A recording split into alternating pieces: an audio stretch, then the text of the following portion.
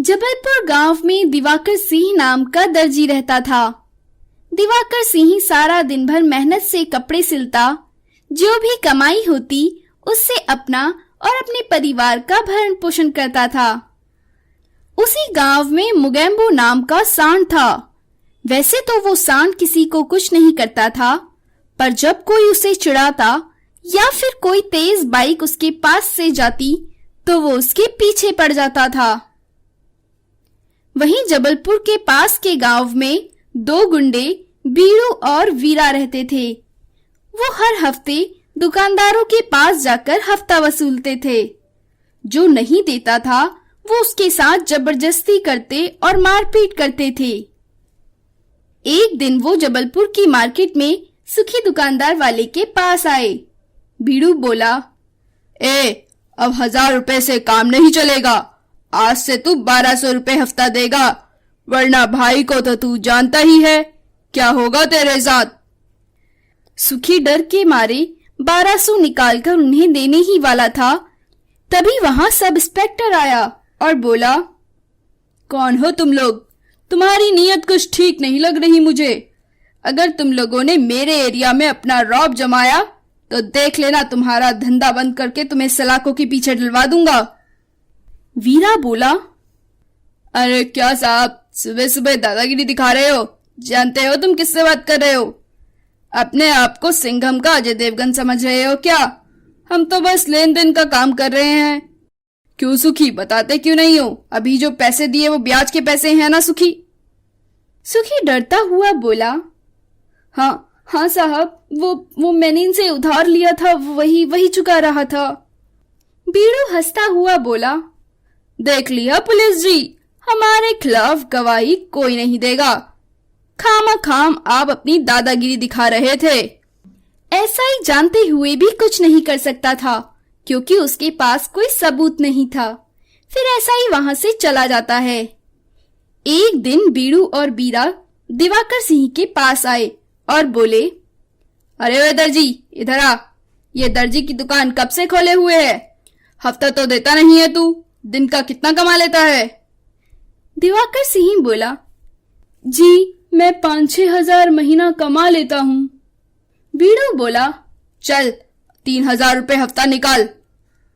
दिवाकर सिंह बोला, अरे साहब, 10 साल से मैं दर्जी का काम कर रहा हूँ। एक दिन का 200-300 कुल कमा पाता हूँ। इन पैसों से घर तक चलाना मुश्किल होता है। मेरी हैसियत नहीं कि मैं तुम्हें 3000 रुपए दूं। बड़े बड़े व्यापारियों से हफ्ता लेते हो ठीक है, हम जैसे गरीब कहाँ से देंगे हफ्ता? बीड़ू बोला, कैची की तरह जवान मत चला, पैसा निकाल। कितना भी कमाए कोई, हमें उससे क्या? हफ्ता देने का मतलब देने का। जल्दी कुछ दिनों में पैसे का इंतजाम करके दे, वरना तेरी दुकान लूट के ले जाएंगे। ऐसा कहकर वो वहां से चले जाते हैं। दिवाकर सिंह परेशान होकर सोच ही रहा था, हे भगवान, अब मैं क्या करूं? कहां से पैसों का इंतजाम करूं? ये तो मेरे पास रोज आ जाएंगे। तभी वहां मुगेम्बो आया। उसे हर दिन की तरह दिवाकर सिंह ने रोटी खिलाई।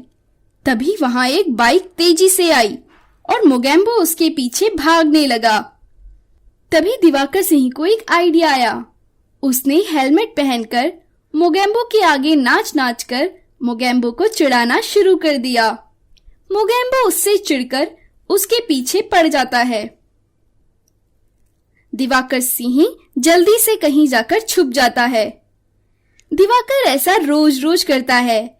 इससे मुगेम्बो हर हेलमेट वाले से चिढ़ने लगता है। कुछ दिन बाद बीड़ू और वीरा दिवाकर के पास आए और बोले, ओए दर्जी, पैसों का इंतजाम हो गया क्या? चल ला, पैसे दे।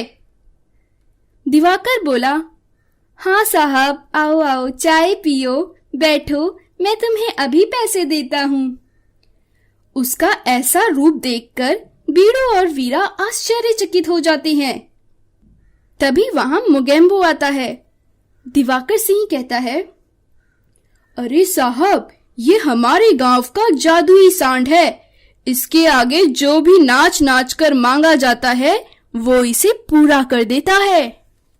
वीरू और वीरा बोले, क्या बात करते हो, सच में ऐसा है क्या? दिवाकर कहता है, हाँ साहब, अजमा के देख लो, जो भी मांगना है मांग लो। हेलमेट पहन के इसके सामने नाचो और जब तक ये तुम्हारी विश पूरी ना करे तब तक इसके आगे नाचते ही रहो। दिवाकर सिंह का इतना कहना ही था कि बीड़ू और वीरा मोगेम्बो सांड के आगे हेलमेट पहनकर पहुंच गए। मोगेम्बो ने उन दोनों को घूर घूर कर देखा और गुर्राया। बीड़ू बोला, अरे वीरा, ये हमें इतना घूर क्यों रहा है? वीरा बोला, पता नहीं, जादुई सांड है ना, इसलिए शायद ऐसा कर रहा होगा। चल अब नाचते हैं इसके आगे। जैसे ही उन दोनों ने उसको चिढ़ाना शुरू किया, मोगेम्बो ने पटक पटक के दोनों को खूब मारा और उनके पीछे दौड़ने लगा। बीरू और बीरा बाइक लेकर भागने लगे। मोगेम्बो भी उनके पीछे दूर तक भागने लगा। अरे भागो, ये तो पागल सांड है, हमारे पीछे पड़ गया, अब क्या करें, भागो यहाँ से। वो दोनों डरते गिरते पड़ते बड़ी मुश्किल से मोगेम्बो से बचकर निकले और उसके बाद फिर कभी जबलपुर गांव में नजर नहीं आए। उसके बाद दिवाकर सिंह के साथ साथ गांव वालों ने भी चैन की सांस ली। ऐसी ही और कहानी सुनने के लिए हमारे चैनल को सब्सक्राइब करें और लाइक बटन दबाना ना भूलें।